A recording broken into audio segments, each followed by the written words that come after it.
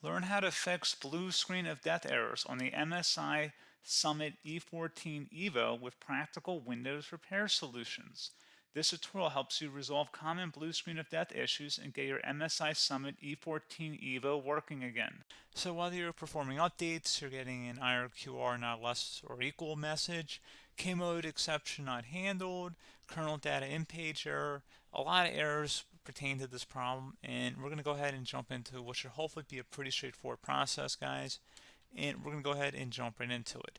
So first thing I'd recommend doing would be to actually go ahead and boot to the troubleshooting utility on Windows 11. So if you do a hard power off 3 times in a row, Windows should automatically attempt to launch the startup repair utility. And if it doesn't find anything, it will give you the option to select advanced settings, in which case it will take you to a screen that looks like this. Now, if it does not take you to a screen that looks like this, or you're unable to get to that, you can also download the Windows 10 Media Creation Utility, or Windows 11. They probably will make a creation utility for Windows 11 at some point. And it doesn't really matter, you can actually run the Windows 10 utility on Windows 11 as far as I'm aware. And you should be able to run the troubleshooting utilities built in within it. So you just would go ahead and download it to an ISO file and then burn it to a DVD or USB. It'd have to be about 4 gigabytes or more. It couldn't be a small USB flash drive, and it couldn't be a CD. It'd have to be a DVD. And then you boot your computer from it. So depending on the computer manufacturer, you'd have to tap a different key on your keyboard in order to launch that menu, in order to select what boot drive you want to go off of. So it could be anything between the escape key, F2, F8, F12, for example, and those are the function keys on the top of your keyboard. So you may have to just do a little bit of trial and error. Shouldn't take you more than a couple minutes. Googling it would probably be best before you even begin. But anyway, we're ready to go ahead and jump right into it. So we're on the choose an option page. So these will look very similar whether you're booting from it directly within Windows itself, or if you're plugged in a USB flash drive with the media creation utility installed and you selected the recovery option. So when you are setting up your Windows 11 installation or Windows 10, depending on the drive you're using, there should be an option to repair your computer in the bottom left corner of the dialog window, one of the first screens that comes up. You go ahead and select that, and then it would take you to a troubleshooting screen like you see here. And you want to go ahead and select troubleshoot, reset your PC, or see advanced options. And then there are going to be a whole bunch of options in here that we're going to explore in today's video. The first one, we're going to actually go underneath advanced options and then select startup repair, fix problems that keep Windows from loading. So go ahead and select that first.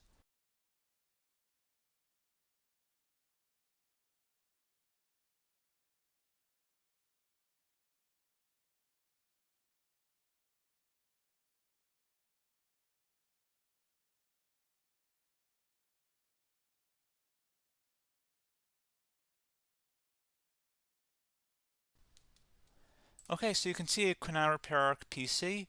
That was our first option we could try. Something else, if we go back into advanced options here and then select troubleshoot, we're going to go underneath advanced options again.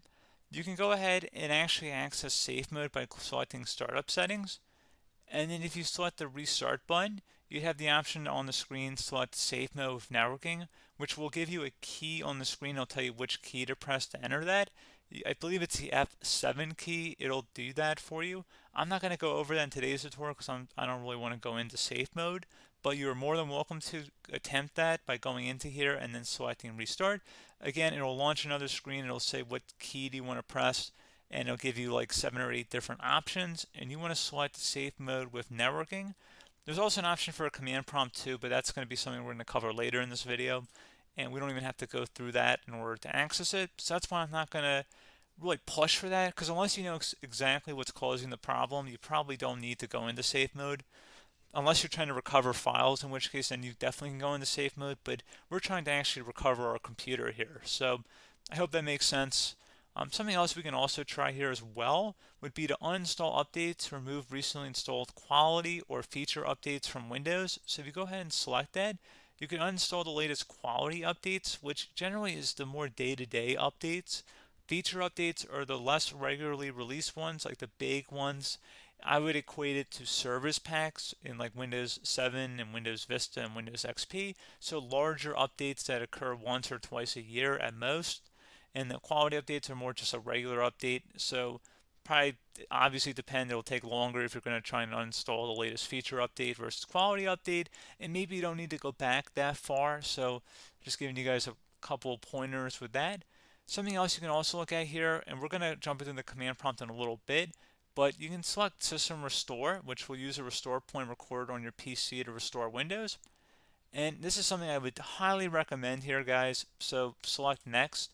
Assuming you have a restore point saved on your computer, you go ahead and select the most recently created one, and you'll select Next, and then you'll select the drive. You shouldn't actually have to select the drive. You can scan for affected programs, but we're going to keep it all default here, and then we're going to select Finish.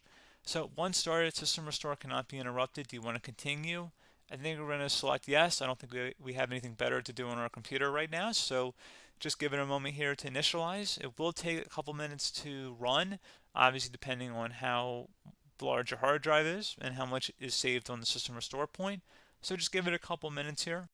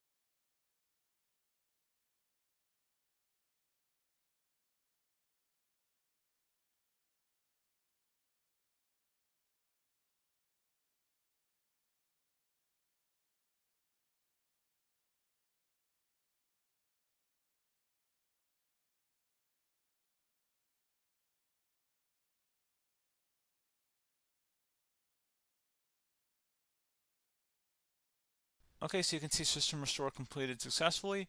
The system has been restored. Your documents have not been affected. Click the Restart button to restart your computer. Go ahead and select Restart.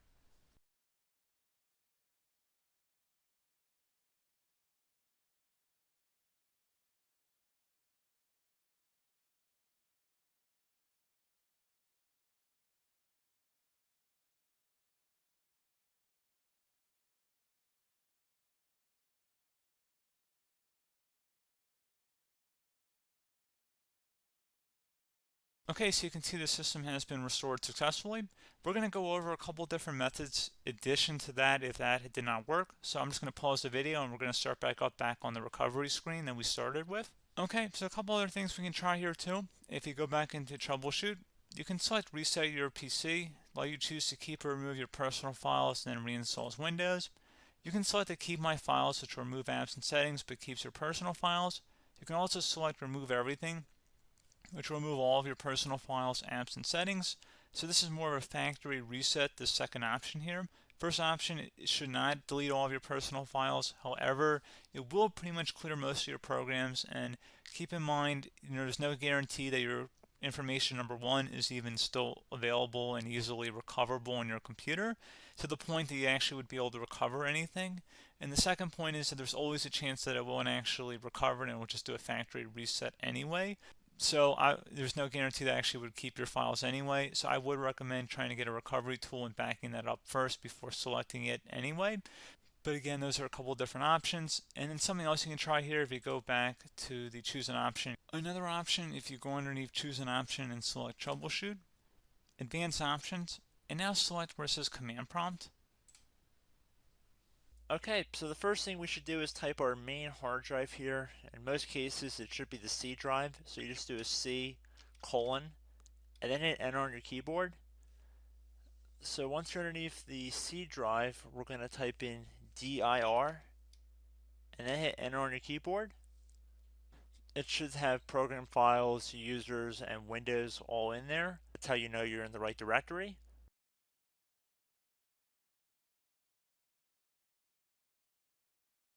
In some cases, it might be the D drive as well, so just keep that in mind.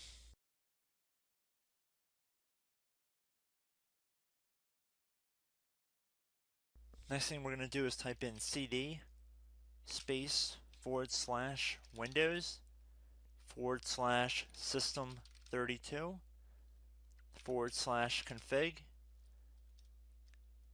and then you're going to hit enter on your keyboard.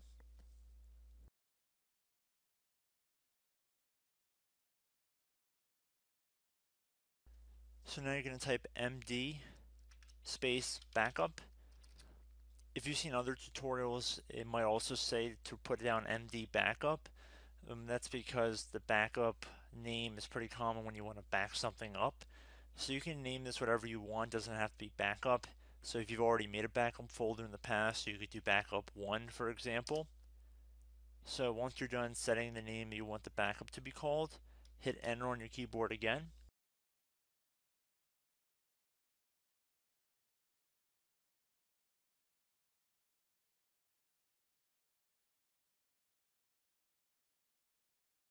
At this point you want to type copy, C-O-P-Y, space, then you want to do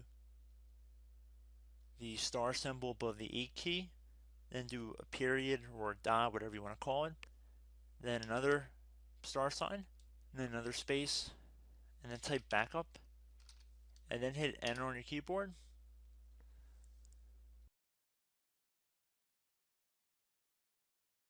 Now you want to type cd reg back, R-E-G-B-A-C-K,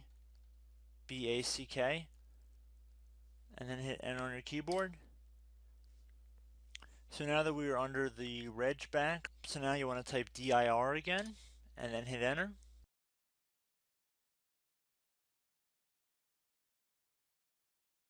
So now at this point we're going to type copy again. So copy, space, star sign, dot, another star sign, space, and then 2 dots. So we're going to type copy, space, star sign, dot, sign, star sign, dot, dot, and then hit enter on your keyboard again. So for overwrite, you want to overwrite all.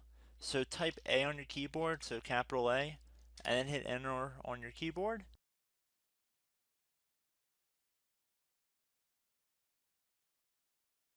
So at this point you should be good to go. You can close out of the command prompt window, and if you accidentally continue to Windows 10 you should be all set.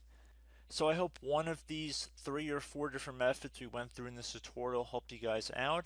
Again, I'm not sure if you guys heard me earlier, but try to go back into your safe mode if possible and uninstall any programs you know might be conflicting with the Windows startup if you can get into safe mode. So just keep that in mind. Something very simple like that could be blocking up everything. So again, I hope this tutorial helped you guys out, and I will catch you in the next tutorial. Goodbye.